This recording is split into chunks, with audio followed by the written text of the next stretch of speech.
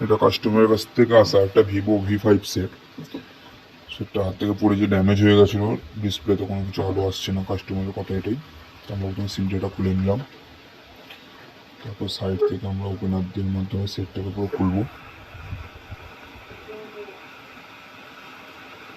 খোলা হয়ে যাওয়ার পর ব্যাটারিটাকে আমরা ডিসকানেক্ট করে নিলাম। তারপর মাদারবোর্ড টু গ্রাউন্ড বোর্ডের পাতাটাকেও খুললাম। খোলার পর নিচে স্পিকারের যে আমাদের ঢাকনাটা ছিল সেটা আমরা খুলে নেবো, নাহলে ওখান থেকে আমরা ডিসপ্লের পাতাটাও নিচে থেকে আসছে, নাহলে ওটাও খোলা যাবে না।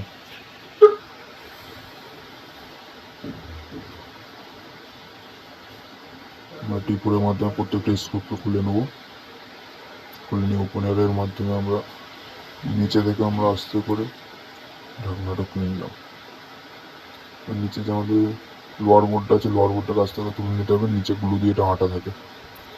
তো হেডফোন পিনের এদিক দিয়ে আমরা ট্রাই করলে সহজে উঠে যাবে। ট্রাই করলাম, আস্তে করে উঠে গেল। এই জায়গায় যে একটা স্টিকার মারবে, স্টিকারটাকে আমরা তুলে নিতে হবে, নাহলে ডিসপ্লে পাতাটা বের হবে না। অ্যান্টেনা বারটা আমাদের সবসময় খুলে রাখা উচিত। আর ব্যাটারিটাকে আমরা ফোনের ওপর থেকে পুরো তুলে নেবো, কারণ কাস্টমারের ইচ্ছা সে ব্যাটারিটাও সাথে সাথে চেঞ্জ করে নেবে, কেন ব্যাটারিতে নাকি তার নাকি চার্জ থাকে না, কাস্টমারের এটাই।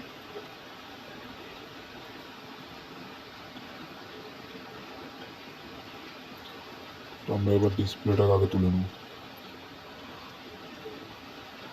ডিসপ্লেটা তোলার জন্য আমরা সেপারেটিং মেশিন ব্যবহার করি, যেটা হচ্ছে 105 ইউনিট রাখবো। আমরা ভিডিও কাট আউট করলাম, অনেকক্ষণ লং ভিডিও হয়ে যাচ্ছিল। সাইড দিয়ে আস্তে করে আমরা পেপার ঢুকিয়ে ডিসপ্লেটাকে উপর দিয়ে তুলে নেব।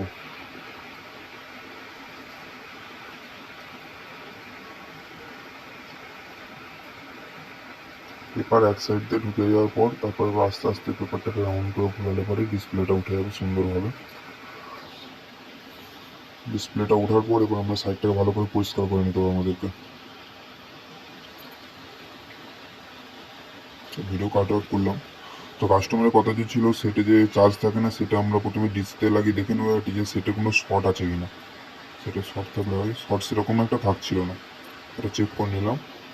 আমরা মার্কেট থেকে ব্যাটারি কিনে নিয়ে চলে এসেছিলাম, আমরা ডিসপ্লেও কিনে আনলাম। ব্যাটারি আমারই কোম্পানির লাগাই, বেস্ট কোম্পানি। তো ব্যাটারিটা ভালো করে পাতাটা সেটিং করে নিলাম এবং নাইসের আমরা ডিসপ্লে নিয়েছিলাম। প্রথমে ডিসপ্লেটা লাগিয়ে ওটি চেক করে নেবো যে কাস্টমারের গ্রাফিক্স কোয়ালিটি এবং ডিসপ্লে ঠিকঠাক কাজ করছে কিনা।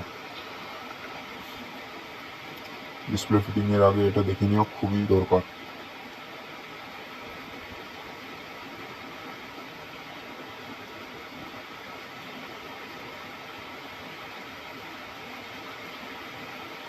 মোটামুটি টাচ কোয়ালিটি খুবই ভালো আছে, খারাপ নয়, এবং গ্রাফিক্স কোয়ালিটিও ভালো।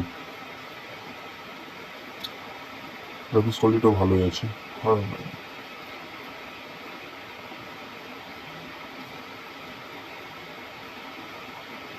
এবার আমরা ডিসপ্লেটা ফিটিং করে নেব।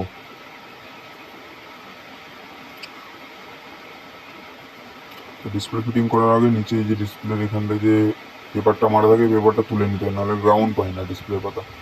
তো ভবিষ্যতে টাচে প্রবলেম হতে পারে। এই জায়গাটা ভালো করে খুলে নিলাম। তো গ্লু দিয়ে আমরা ফ্রেমের চারি সাইডে ভালো করে গ্লুটা লাগিয়ে দেবো। গ্লু লাগানোর আগেও কি অবশ্যই ভালো করে পরিষ্কার করে নিতে হবে ফ্রেমটা।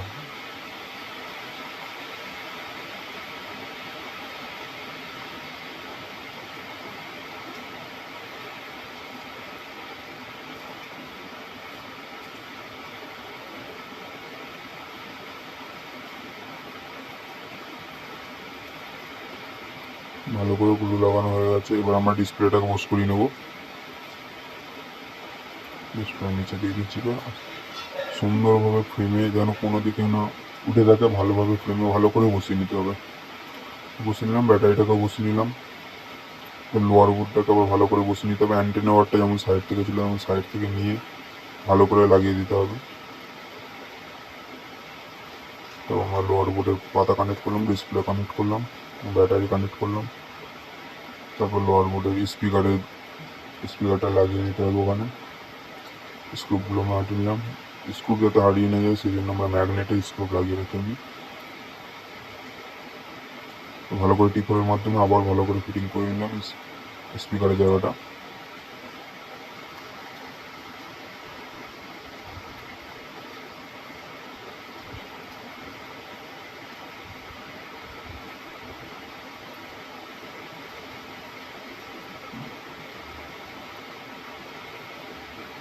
নিচের উপর হয়ে গেলে এবার উপরে ঢাকনাটাও লাগিয়ে দিতে হবে।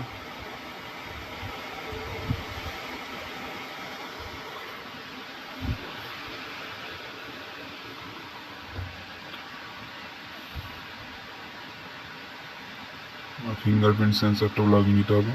ফিঙ্গারপ্রিন্ট সেন্সারের উপর একটা ঢাকনা থাকে, ওটা অতি অবশ্যই লাগানো দরকার,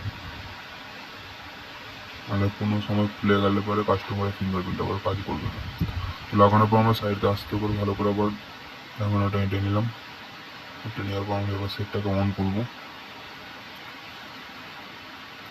ঢাকনা আমাদের লাগানো গেলে সেটটা আমরা অন করলাম। অন করে দেখলাম যে ঠিকঠাক আছে নাকি চেক করে নেবো। ভিভো লেখা এসে গেছে, সেটটা অন হলো, কোয়ালিটি খুবই ভালো আছে।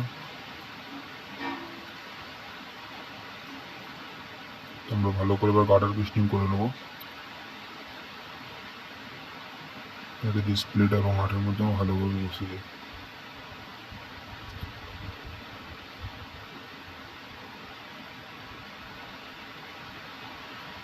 তারপর কাস্টমারের দেওয়া সিম তার সিমটাতে লাগিয়ে ভালো করে ফোনটা ফিটিং করে নিলাম। ফোনটা এখন ডেলিভারির জন্য প্রস্তুত। Thank you.